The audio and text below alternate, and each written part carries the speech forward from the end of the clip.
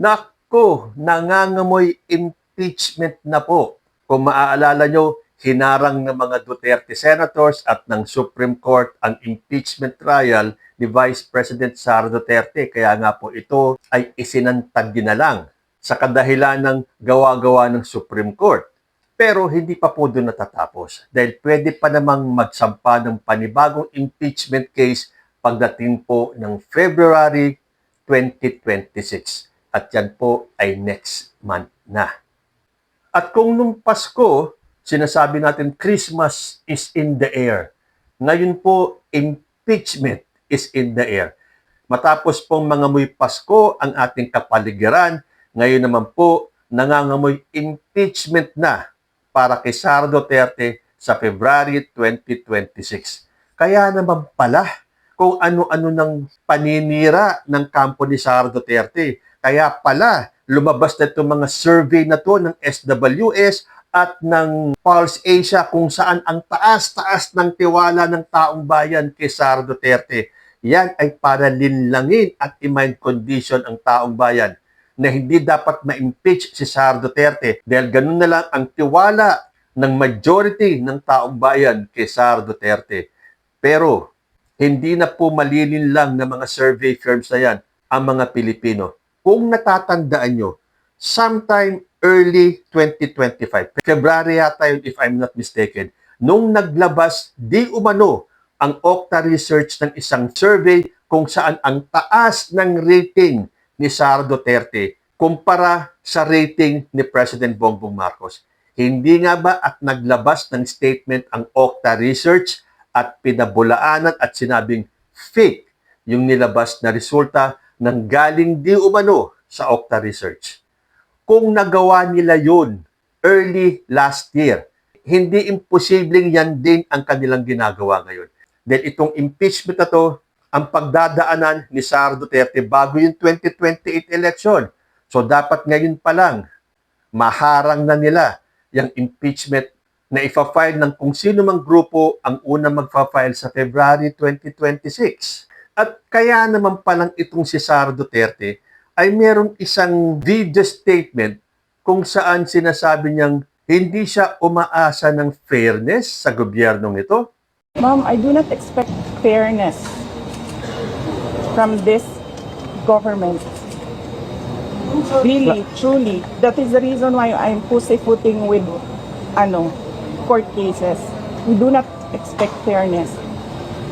Ayan, hindi daw umaasa si Sara Duterte ng fairness sa gobyernong ito at sa korte ng Pilipinas. Kung hindi pala siya naniniwala ng fairness ang kanyang makukuha sa korte ng Pilipinas at sa gobyernong ito, bakit pinagpipilitan nila na iuwi dito si former President Rodrigo Duterte at dito daw harapin ang kanyang kaso. Dito daw litisin ng kapwa Pilipino ang Pilipinong si Rodrigo Duterte. Di ba? Conflict naman yun. Sasabihin niya, hindi siya naniniwala sa justice system ng Pilipinas dahil hindi siya umaasa ng fairness o ng pagkakapantay dito sa ating gobyerno at sa korte dito. Eh bakit hindi niya pabayaan na lang si Digong sa ICC?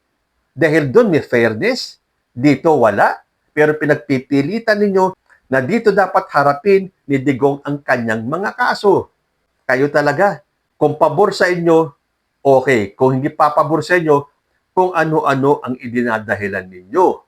Akala ba natin handang-handa si Sara Duterte na harapin at sagutin lahat ng aligasyon, lahat ng akusasyon? Na yun lang naman ang kailangan, yun lang ang hiling ng taong bayan. Ang marinig ang explanation at ang paliwanag ni Sara Duterte tungkol sa mga anomalya dyan sa kanyang confidential funds. O ano-ano pa kasing palusot ang ginagawa.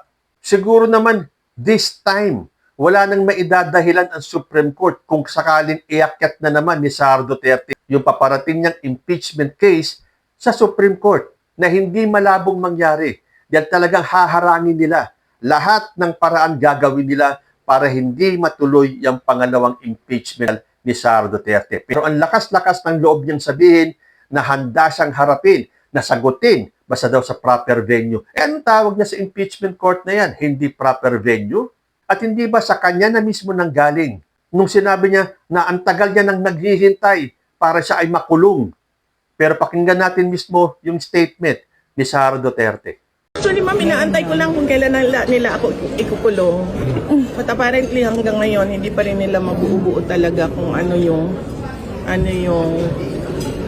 strategy nila, paano nila ako ikulong.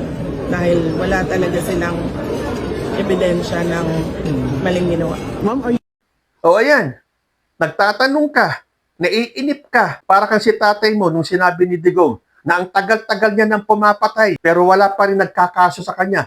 Well, Mr. Chair, no, as a final word, I hope and I imagine that the Department of Justice is watching dahil ang daming admissions ng dating presidente involving criminal acts. Salamat kaayo, kasaysayan na lang po maghuhusga. Salamat kaayo, Mr. Chair. Thank you, Senator Mr. Ontiveros. Chair. Yes, go ahead, Mr. President. Nagtataka ako hanggang ngayon ang Justice Department hindi pa nag-file ng kaso hanggang ngayon.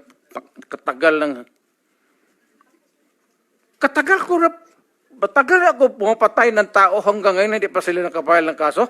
O ito na, may kaso ka na. Harapin mo. Dahil yan ang pinakahihintay mo, di ba? Naghihintay ka kung bakit hindi ka pa nakukulong. O ito ang pagkakataon. Patunayan mong wala kang kasalanan dahil kung hindi mo yan mapapatunayan, makukulong ka talaga. So ayan na naman po ang style ng mga Duterte. Magtatapang-tapangan, pero kapag andyan na yung katotohanan na dapat nilang harapin, magdadahilan. Maglalabas ng kung ano-anong dahilan para ma-justify niya lang kung bakit ayaw niyang humarap sa korte. Sasabihin pa niya, napagod na daw ang taong bayan sa impeachment. nakakapagod na siya para sa taong bayan, yung impeachment na yan. Dahil nakikita naman natin na wala talagang ebidensya yung kanilang mga reklamo. Totally for threats and harassment lang. Pero pag makita mo naman, halos lahat, 95% of the comments, sinasabing hindi sila napapagod at kasama na rin ako doon. Hindi po kami napapagod dyan sa impeachment na yan dahil pinakahihintay po namin yan. Kahit na ilang beses nyong harangin yan, hindi kami mawawalan ng pag-asa na sana matuloy yung impeachment trial na yan para malaman ang katotohanan. Kung walang kasalanan si Sara Duterte, well and good. Tumakbo siya ng 2028 at baka sakaling kung totoong nalinis niya ang kanyang pangalan, pwede pa siyang manalo sa 2028. Dahil kung hindi niya malilinis ang kanyang pangalan, goodbye to the 2028 presidential bid ni Sara Duterte. Kayo po, ano ang masasabi ninyo? Comment lang po down below and I will see you in my next video. Diyos ti Agmina.